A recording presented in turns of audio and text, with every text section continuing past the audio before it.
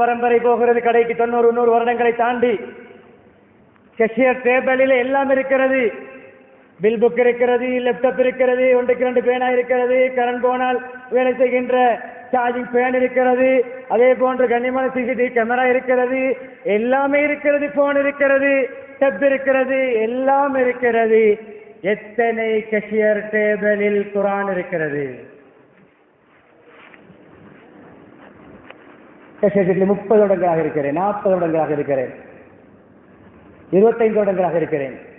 ஓய்வு நேரம் எல்லாம் யூடியூபிலும் டிக்டாக்கிலும் பேஸ்புக்கிலும்.